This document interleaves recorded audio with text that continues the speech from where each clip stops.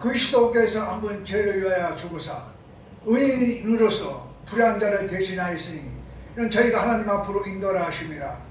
육체로는 죽음을 당하시고 영으로는 살리심을 받으셨으니 제가 또한 영으로 옥에 있는 자들에게 복음을 전파하시라. 저희는 전에 노하날 하나님이 오래 참고 기다리실 때에 순종치 아니한 자들이라.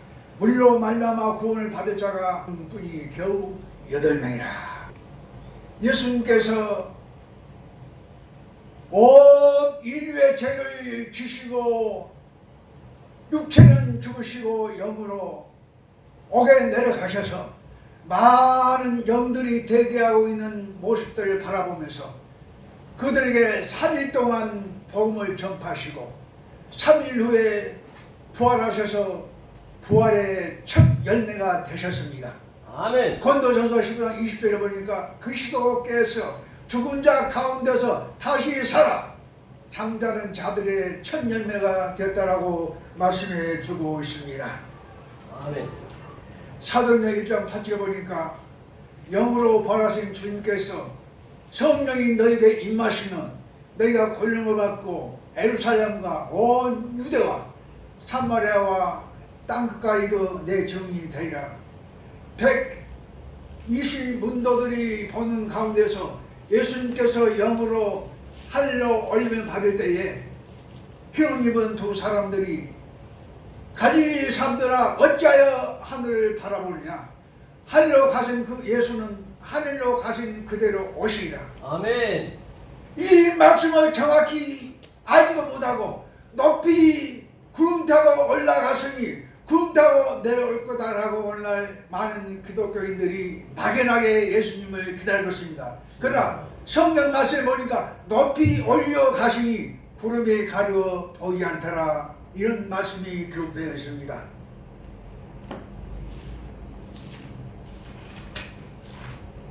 아멘.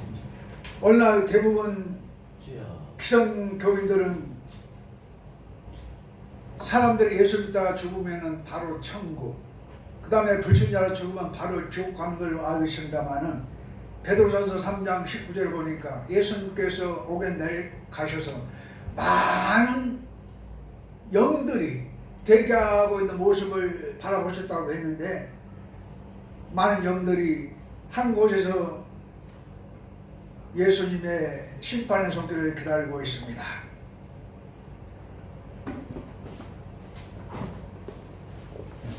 요한복음 3장 13절에 하늘에서 내려온 자 인자 외에는 하늘에 올라간 자가 아직 아무도 없다라고 성경이 말씀해주고 있습니다. 오늘날 기성신학자들이 성경에 눈이 어두워 성도들을 지옥으로 빠뜨리고 있습니다. 마태복음 15장 14절에 소경이 소경을 인도하면 둘이 다 구덩이에 빠지라고 말씀해주고 있습니다. 주여. 또한 마태복음 15장 3절에 너희는 어찌하여 너희 유전으로 하나님의 계명을 범하느냐. 골로새서 2장 8절에도 철학과 헛된 속임수로 너희를 돌아갈까 주의하라. 이게 사람의 유전과 세상의 초등학문이요 그리스도의 쫓음이 아니니라. 원래 많은 신앙인들이 신앙 상태는 초등학문, 즉 유치원생에 불과하다고 성경 말해주고 있습니다.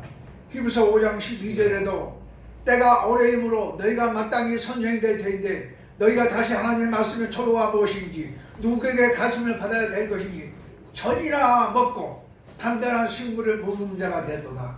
대저 젖을 먹는 자마다 어린아이니 의의 말씀을 경험하지 못한 자요 단단한 식물은 장성한 자의 것이니 저희가 시각을 사용함으로 연달마다 선악을 분별하라고 말씀해 주고 있습니다. 아멘. 이처럼 베드로서 3장 16절에 무식한 자들과 구슬이 못한 자들이 성경을 억지로 풀다가 스스로 멸망에 이른다라고 말씀해 주고 있습니다. 계속 20장 18절부터 19절에도 이 애언의 말씀을 듣는 각인에게 증거하느니 누구든지 이것들에 더하면 하나님이 책에 기록된 재앙을 그에게 더하시더니고 누구든지 이 책에서 말씀을 자해버리면 하나님의 생명나무와 및 거룩한 성에 참념을 자해버리신다라고 경고해 주고 있습니다. 아멘. 또 성경이 어떻게 기록되느냐 하면은 베드로후서 3장 16절에 보니까 모든 성경은 하나님의 감동으로 된 것으로 돼 교훈과 바르게함과 의와 교육하게 유익하니 이런 하나님의 사람으로 온전케 하며 모든 일을 행하게 온전케 하라 함이라고 말씀해 주고 있으며 베드로후서 1장 20절부터 21절에도 먼저 알 것은 성경의 모든 애언은 사사로이 풀 것이 아니요 애는 언제든지 사람의 뜻으로 낸 것이 아니요 아멘. 오직 성령의 감동하심을 입은 사람들이 하나님께 받아서 기록한 아멘. 것이라고 말씀해 주고 있습니다. 아멘. 그러므로 저와 여러분들은 천국에 가기 위해서는 주님께서 허락하신 전신 갑주를 입어야 됩니다. 아멘. 에베소서 6장 12절부터 17절에 우리들에게 말씀하시기를 우리의 씨름은 혈과 육에 대한 것이 아니요 정사와 권세와 이 세상 주관자들과 하늘에 있는 악한 영들에게 대함이라. 그러므로 전신갑주를 취하라. 이런 너희가 악한 나라에 모든 것을 대적하고 서기 위함이라. 그러므로 진리로 허리띠를 띠고 의의 흉배를 붙이고 복음의 예병서를 신을 신고 모든 의의 믿음의 방패를 가지고 이로써 너희 악한 자의 화증을 소멸하고 구원의 투과 성령의 검 곧 하나님의 말씀을 가져야 될 줄 믿으시길 바랍니다. 아멘. 오늘날의 많은 교회에서 성령 받아라, 성령 충만하는데 사실 감난서 말씀을 증거한 목사님들도 구체적으로 성령이 무엇인지 정확한 답을 모르고 있습니다. 그 답을 제가 오늘 이 방송을 시청하시는 또 이곳에 계신 많은 분들 잘 귀담아 들으시고 과연 성령이 무엇인가 오늘 말씀을 통해서 깨달으시기 바랍니다. 아멘. 성령이란 요한 1서 5장 7절에 증거하는 이는 성령이시니 성령은 진리다. 진리의 말씀이 성령인 줄 믿으시길 바랍니다. 아멘. 또한 요한복음 17장 17절에도 진리로 너희를 거룩하게 하옵소서. 아버지 말씀은 진리다. 고린도전서 2장 10절 오직 하나님이 성령으로 이것을 우리에게 보이셨으니 성령은 모든 것 하나님의 깊은 것이라도 통달한다고 말씀해 주고 있습니다. 저는 진리의 성령을 통달한 자로서 1000구절 이상 암송을 하며 저의 호칭이 걸어다니는 성경입니다. 할렐루야. 저는 머리가 아주 안 돌아갑니다. 근데 열심히 노력하다 보니까 하나님께서 덤으로 하나님의 신을 주셔서 많은 성경의 깨달음을 알고 오늘 귀한 자리에서 전 세계를 향해서 말씀을 증거하고 있는 줄 믿습니다. 아멘. 우리 하나님께서 저처럼 돌아가는 자에게 요한복음 10장 35절에 하나님의 말씀을 받는 자들을 시인할 거늘 잠언 1장 23절에도 나의 씨를 너에게 부어주며 이사야 12장 1절부터 2절에도 여호와시 곧 죄와 총명이시뇨 모략과 재능이시뇨 지식과 여호와를 경외하는 신이 그의 강림하신 줄 믿으시기를 바랍니다. 아멘. 오늘 본문 말씀 마태복음 25장 1절부터 13절 천국은 마치 등을 들고 신랑을 맞으러 나간 열처녀와 같다. 이 내용을 오늘날의 기성교회에서 엉망진창으로 기죽박죽 말씀을 전하고 있습니다. 마태복음 25장 1절부터 13절을 보니까 천국은 마치 등을 들고 신랑을 맞으러 나간 열처녀와 같다 하리니 다섯은 미련하고 다섯은 슬기는지라. 미련한 자들은 등을 가지되 기름을 따로 가지지 아니하고 슬기 있는 자들은 한쪽에 등 한쪽에 기름을 가지고 신랑 예수를 맞이하러 갔더니 신랑이 더디 오므로 열처녀 모두 한 곳에서 졸며 기다릴세. 한밤중에 신랑으로다 하니 열처녀 모두 한꺼번에 일어나서 등을 준비할세. 미련한 자들이 썩 있는 자들에게 우리 등에 등불이 꺼져가니 기름을 좀 나눠달라. 슬기된 자들이 우리가 나무에 쓰기에 부족할까 하나 차라리 밖에서 사오라. 미련한 자들이 밖에 나가서 기름을 사오는 동안에 신랑 예수가 오므로 문이 닫히니라. 뒤늦게 기름을 준비한 이들이 주여주여 문 좀 열어주소서. 예수님께서 내가 너희가 도대체 누군지 알지 못하나. 그럼 어떻게 했으나. 이런 내용을 가지고 오늘날 기성교회에서는 주여. 어떻게 증거하냐면은 미련한 자들은 졸고 있어서 신랑 예수를 영접하지 못했고 어떻게 그렇게 기록되어 있어요. 슬기 있는 자들은 깨 있어서 영접했다.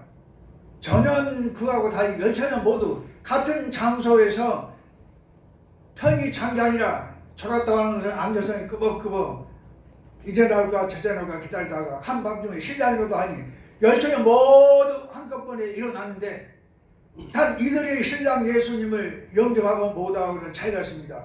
미련한 자들은 등을 가지되 습 있는 자들은 한쪽에 등, 한쪽에 기름을 담아서 등은 우리들의 마음의 등불입니다. 또 여기서 기름은 어둠을 밝혀주는 하나님의 말씀이 되겠습니다. 요한 1서 2장 20절에 보니까 너희는 거룩하신 자에게서 기름 부음을 받고 모든 것을 아느냐. 여기 1장 27절에 보니까 너희는 주께 받은 바 기름 부음이 너희 안에 거하나니 아무도 너희를 가르칠 필요가 없고 오직 그의 기름 부음이 너희를 가르치며 참되고 거짓이 없으니 가르치신 그대로 행하라라고 말씀해 주고 있습니다. 성경은 비유와 비사로 기록됐으며 짝으로 그림자로 선지자를 빙자해서 기록해 주었습니다. 아멘. 문자 그대로 해석을 하니 성경이 잘 풀려지를 않는 게 사실입니다. 마태복음 13장 34절에 예수께서 모든 것을 비유로 말씀하시고 비유가 아니면 아무것도 말씀하지 아니하셨으니 시편 78편 2절부터 3절에도 내가 입을 열어 비유를 베풀어서 비밀한 일을 발표하려니 이런 우리가 들은 바요 아는 바요 우리 열조가 우리에게 전한 바라. 호시아 10장 10절에도 내가 여러 선지자들에게 말하였고 이상을 많이 보였으며 선지자들의 빙자하여 비유를 베풀었다라고 말씀해 주고 있습니다. 예수님께서 성삼하실 때부터 헤롯의 칼날이 예수님을 따라 다녔습니다. 예수님의 유년 시절은 풍전 등화와 같은 고난과 가시밭길의 노정 속에서 헤롯의 칼날을 피하여 애굽의 헤롯이 죽기까지 피안에 있다가 아멘. 헤롯이 죽은 후에 천사의 도움을 받아 이스라엘 본토로 돌아와서 해마다 부모를 따라 유월절 행사에 임했습니다. 누가복음 2장 40절부터 52절에 보니까 예수께서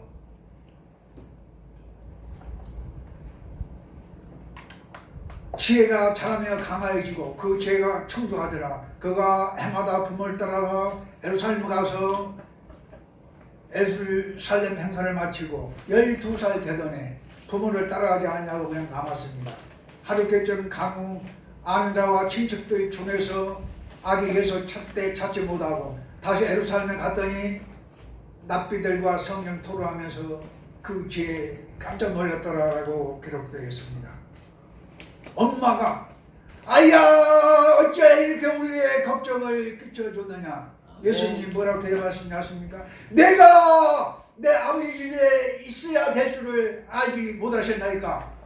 히브리서 3장 5절에도 모세는 장차 말할 것을 증거하기 위해서 하나님의 온 집에서 사원을 충성하였고 그리스도는 그의 친맡은 아들로 충성하였다라고 말씀해 주고 있습니다. 아멘.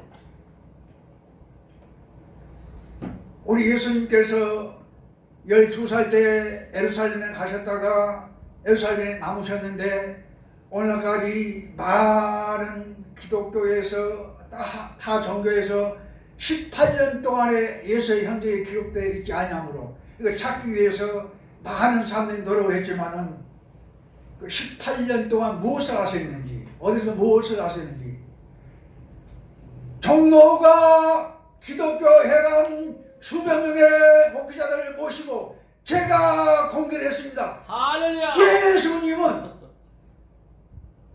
민식 교수가 말하는 불교의 도성이 아니었고 18년 동안 예루살렘에 머무시면서 자기 신분을 속인 채 청지기 옷을 입고 한마는 18년 동안 거기 계셨다라고 제가 전 세계 기독교 회복을 시켜줬습니다. 아멘. 누가복음 3장 23절 보니까 예수께서 가르침을 시작하실 때에 30세쯤 됐다라고 기록해주고 있습니다. 예수님께서 3년 6개월 공생애를 시작하시기 전 물세례와 피리가 된 성령을 동시에 받으셨습니다. 마태복음 3장 16절부터 17절에 말씀하시기를 예수께서 세례를 받으시고 물에서 올라오시세 하늘이 열리고 하나님의 성령이 피들같이 내려 이런데 사랑하는 아들이여 내 기뻐하는 자라. 아멘. 물세례를 받고 올라오시면서 동시에 하나님의 음성이 들려서 내 사랑하는 아들이여 내 기뻐하는 자라 말씀하시면서 피들기 같은 성령을 받으셨습니다. 아멘. 예수님의 노정은 누가복음 4장 18절 보니까 주의 성령이 내게 임하였으니 이는 가난한 자에게 복음을 전하게 하시려고 내게 기름을 부으시고 포로된 자에게 자유를 눈먼 자에게 다시 보게 함을 전파하며 주의 은혜를 전파하게 하려 하시니라. 아멘.